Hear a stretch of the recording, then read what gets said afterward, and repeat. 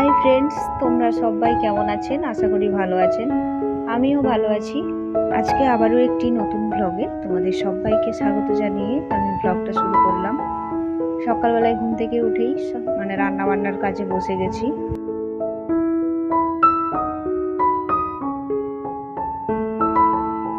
আর আজকে রান্নায় থাকছে সজনে ডাঁটা আছে, কাঁকরোল আছে, আলু এই দিয়ে একটা তরকারি, আর তার সাথে একটু পোস্ত দিলাম, একটু হালকা সর্ষে বাটা দিলাম। তো সর্ষেটা আমার খুব একটা ভালো লাগে না, সর্ষে খেলে একটু গ্যাস করে, তো তার জন্য পোস্ত আর সর্ষে মিশিয়ে দিলাম, সর্ষেটা খুব অল্প দিয়েছি। তো তরকারিটা খেতে কিন্তু খুব সুন্দর হয়েছিল। আর ডাল করেছি আর ডিম সেদ্ধ করেছি, আজকেই খাওয়া হয়ে যাবে।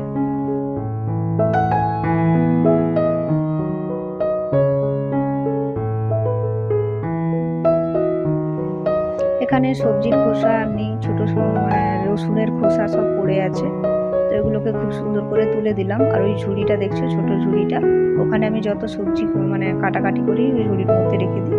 ওটা আবার সময় হলে ফেলে দিই, কারণ আমি যদি নিচে কাটি তাহলে আমার জায়গাটা অনেকটা নোংরা হয়, তার জন্য ওই ঝুড়ির মধ্যেই কাটাকাটি করি। তো জায়গাটা একটু পরিষ্কার করে তারপর একটু মুছে নিচ্ছি।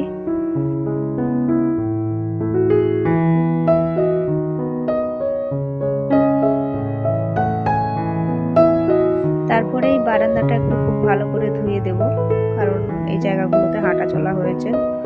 আর একটু যদি ধোয়া ধোয়া করি দেখবে একটু এই গরমে একটু ঠান্ডা মনে হয়, একটু স্বস্তি লাগে, আর জায়গাটাও পরিষ্কার থাকে। তো তার জন্য জায়গাটা খুব সুন্দর করে আমি ধুয়ে দিচ্ছি।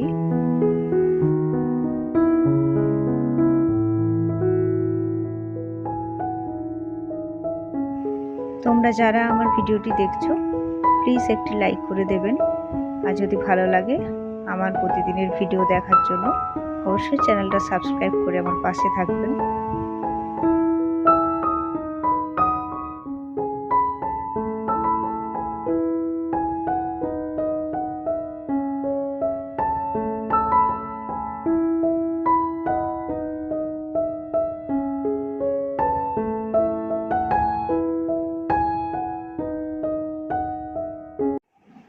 তারপর কিছু বাসন ছিল যেগুলো খাওয়ার পরে রেখে দিয়েছিলাম, ধোয়া ধোয়া করা হয়নি, আমার হাজব্যান্ড খেয়ে স্কুলে গেছে, আমিও খেয়েছিলাম, তো ওই বাসনগুলো আর চায়ের কাপগুলো একটু ধুয়ে পরিষ্কার করে নিচ্ছি। আর তারপরে স্নান করতে চলে যাব। এত গরম লাগছে, এই জায়গাটাতে এমনিতেই গরম, তার উপরে এই এত কাজ বাজ করলে আরো বেশি ঘাম হচ্ছে। তো এই বাসনগুলো ধোয়া ধোয়া করার পরে স্নানে চলে যাব।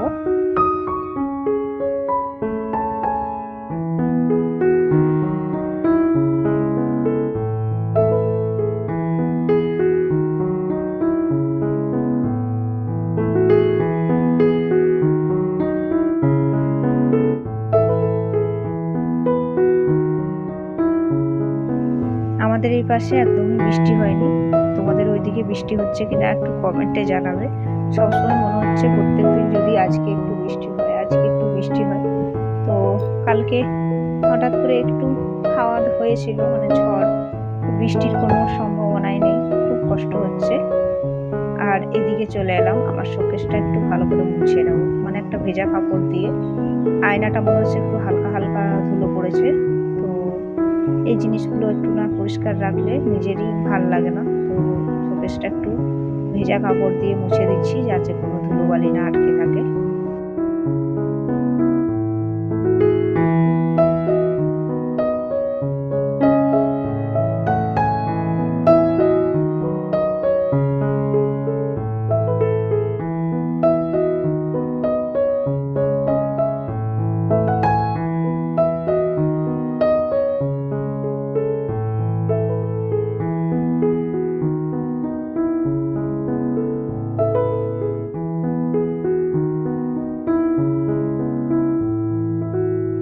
তারপরে যে কিছু জামা কাপড় ছিল যেগুলো ভাঁজ করা হয়েছিল না, তো ভাবলাম জামা কাপড়গুলো একটু ভাঁজ করে রেখে দিই।